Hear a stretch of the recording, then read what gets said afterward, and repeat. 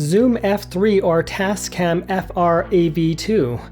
Is there something that's different about the AV2 to actually make it better than the Tascam? We have noise gate, we have equalizer, and those are features that are not included in here.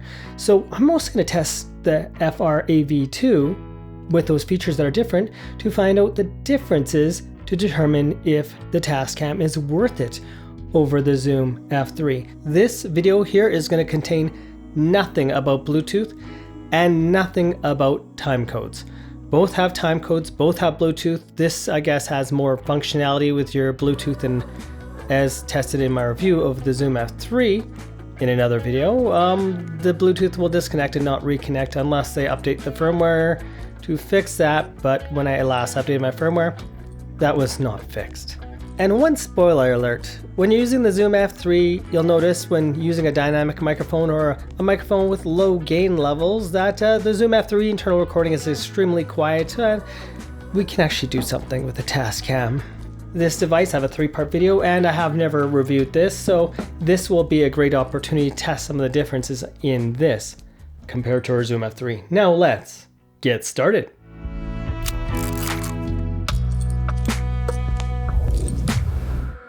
Yeah. In order to have a proper listening experience, go to your settings cog and then turn off stable volume. This should not be on. But now let's get to the basic differences of the Tascam physically, including removing the batteries versus the Zoom F3, and then to record levels, including internal recording to the SD card, dynamic, EQ, and noise gate. You're basically dealing with something that's a little bit heavier, a little bit bigger than the Zoom F3 with a screen that's always on and more detailed and easier to see. 3 batteries of double A's versus 2 batteries of AA. And then the slot that you may have heard with the Zoom F3, very easy to come off. And the Tascam right here, we can pull the slot off. So since it is a lot harder to take this off and you have to focus your thumb in the middle of the slot and it's annoying to take off. Most time when I have batteries in here, what I do is I turn it on, then I take my little battery bank. This is my backup. This is my backup and I barely have to use the batteries whatsoever. And therefore I just charge this battery bank and keep the batteries going rather than changing them.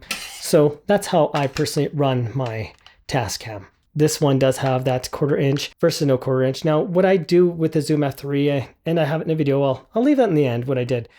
I actually hacked my Zoom F3 so it can record guitar. What you're hearing here is a guitar connected with the Nutrix cable, directly input into the Zoom F3.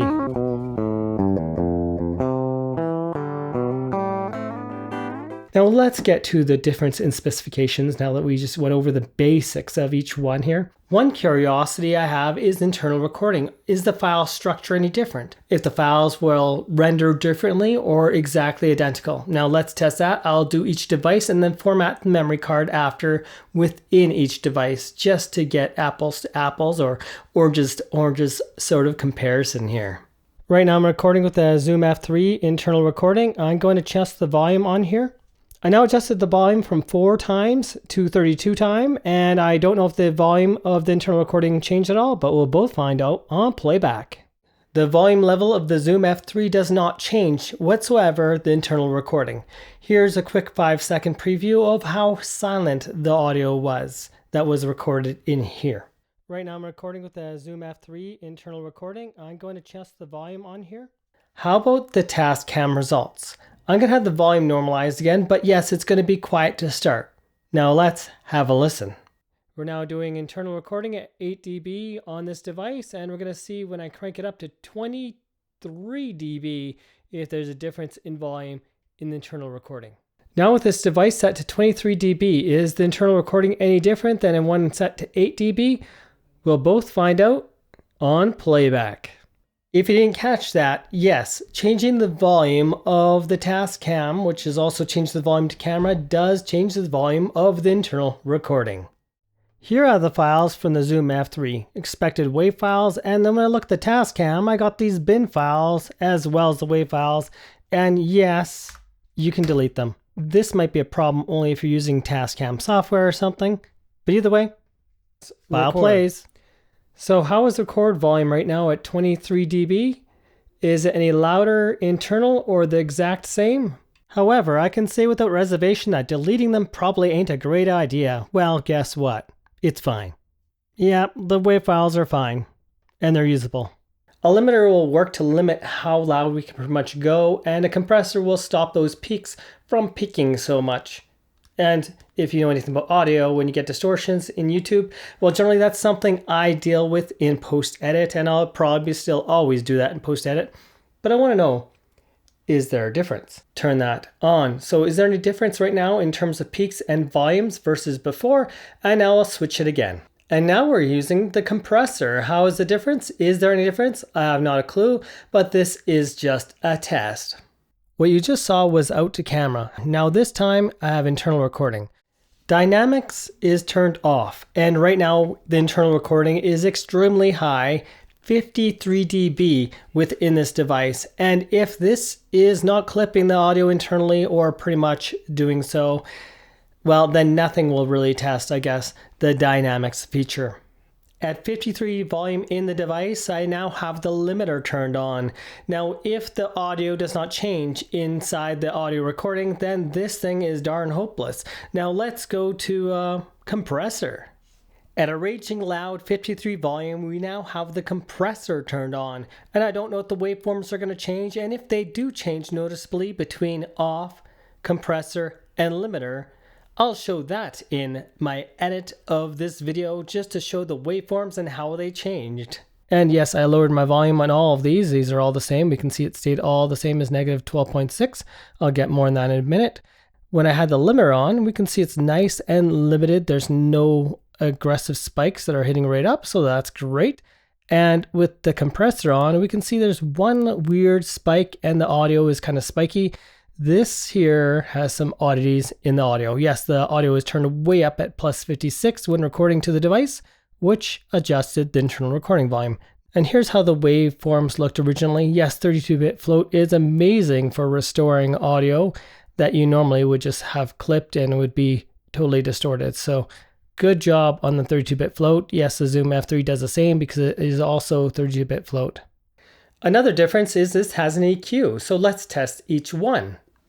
Interview EQ. Is my sound any different than before? I do not know. And let's go to the next one. Music EQ. Is my sound any different with music EQ? I have not a clue, but let's go to manual. I want to crank up my bass and see if there's any difference. Boosting the low on the EQ certainly made a difference, and this is the sound I'm getting now versus the EQ being turned off. To start things off, I'm going to kind of whisper here and go through each setting, and then I'm going to turn on some background noise. So let's check it out. Noise gate is now set to low. Is there any difference in tone of my whispering? I have not a clue. Noise gate is now set to medium. Is there any difference in my tone of whispering? I have not a clue, but this is just a test of medium. Noise gate is set to high. Is there any difference in the tone or the sound of my voice when whispering? I have not a clue, but we'll both find out on playback. After listening to the playback, I wouldn't recommend having anything set higher than low with noise gate on. Now I'm going to turn on some background noise and see what happens when you turn on noise gate with background noise. I've now turned on my air purifier and I want to see if noise gate makes any difference. Right now it is off, and let's listen to the silence just for about 5 seconds. Noise gate is now set to low, and I want to see if there's any difference of the background noise with my air purifier turned on. Now let's listen to the silence. Noise gate is now turned on to medium. Is there any difference in the background noise? I have not a clue, but let's listen to the silence. Noise gate is now set to high. Is there any difference in the background noise or the sound of my voice? I don't know, but now let's listen to the silence. I would recommend sticking to low if you're going to use it at all, but you're going to have better results editing in post. Unless, of course, you don't know advanced audio editing or you simply don't want to do editing of the noise in post, in which case, of course, low is a nice option to have. In fact, that's what I'm using right now is low noise gate because there are people talking in the background. It's better than nothing. Now, one last thing I want to show here is the recording to the camera when you boost the volumes and lower the volumes. The results are quite the same-ish. On the Tascam directly to my camera, now let's listen to the silence. Now let's have 5 seconds of silence.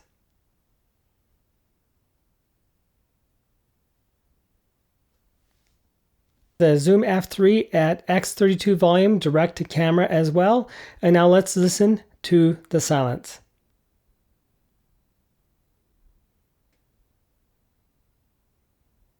And now let's listen back to back.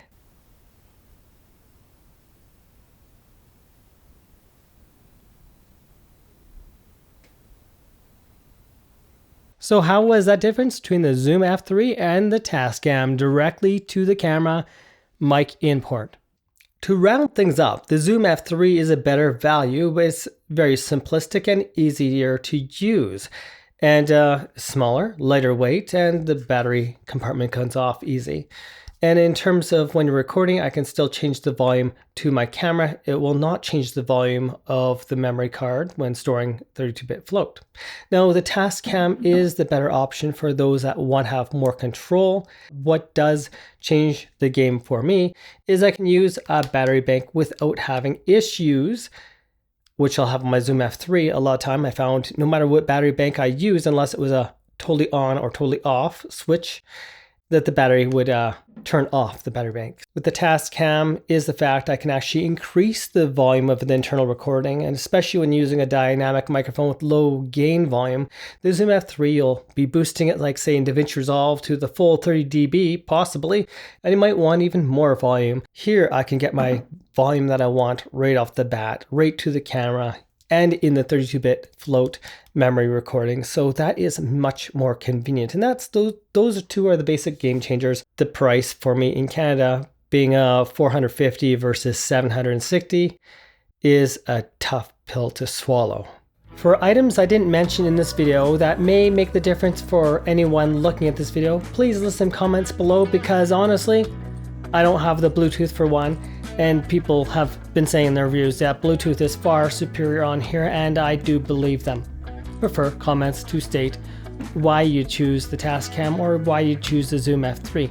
And if you don't need the 1/4 inch, and if you don't need a battery bank and you'll just use the batteries, yeah, get the Zoom F3 24/7, edit in post, not a problem. You do not need noise gate if you know how to edit in post. In fact, you get better results editing in post when you know how to edit for sound.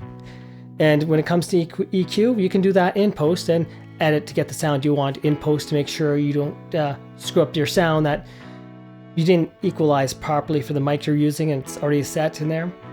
Editing in post is the better option. This is Eric of Sparky Studio. Thanks for watching and have yourselves a most wonderful day. What you're hearing here is a guitar connected with the Nutrix cable, directly input into the Zoom F3.